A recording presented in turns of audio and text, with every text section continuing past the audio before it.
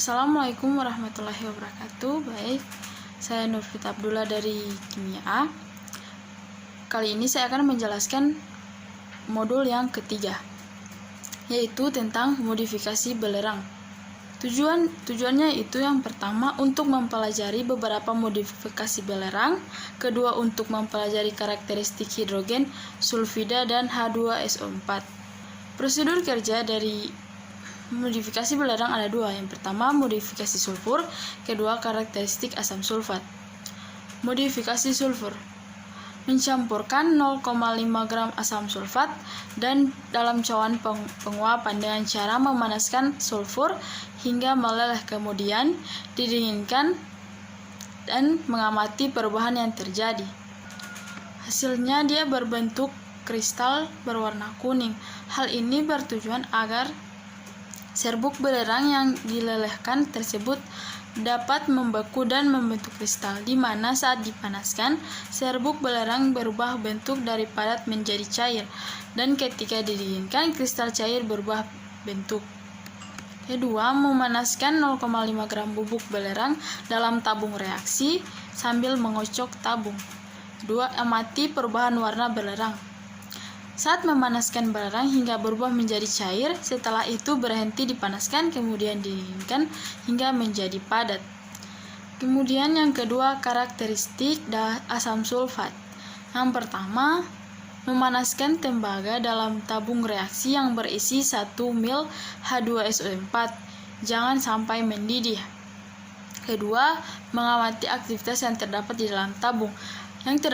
Aktivitas yang terdapat di dalam tabung yaitu larutan terbentuk gelembung yang disebut dengan beta monoklinik. Kemudian menempatkan kertas saring yang telah dibasahi dengan larutan K2CO4 di dalam mulut tabung reaksi. Tabung reaksi pada langkah 1. 2. Mengamati perubahan warna pada kertas saring. Perubahan warna yang terjadi pada kertas saring yaitu terdapat titik-titik orange karena telah ditambahkan K2CO4. Kemudian langkah kemudian yaitu memasukkan laktosa ke dalam tabung reaksi dan beberapa tetes H2SO4. Kemudian mengamati aktivitas yang terjadi di dalam tabung reaksi. Aktivitas yang terjadi yaitu laktosa larut dalam H2SO4. Tembaga biasanya tidak akan larut dalam larutan asam, tetapi tembaga dapat dilarutkan dalam asam sulfat encer membentuk tembaga sulfat dan sulfur dioksida dengan persamaan reaksi Cu tambah H2SO4 menghasilkan CuSO4 tambah SO2 tambah 2H2O. Yang terakhir, kesimpulan.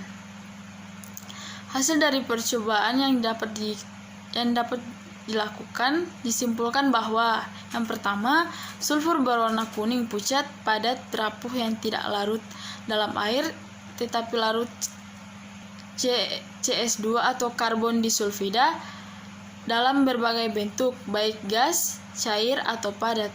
Bentuk alotrop, unsur belerang yang terjadi dengan lebih dari satu struktur, yang awalnya berupa belerang belah ketupat, sulfur alfa, namun bila dipanaskan menghasilkan lelehan lebur berupa belahan ketupat atau sulfur beta.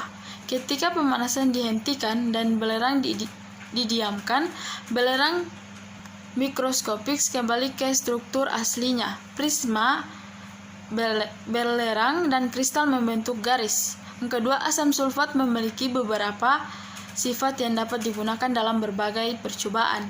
Misalnya sebagai oksidator kuat, zat dehidrasi, dapat menghasilkan garam, dan dapat digunakan sebagai katalis dalam reaksi, terutama dalam reaksi pembuatan ester.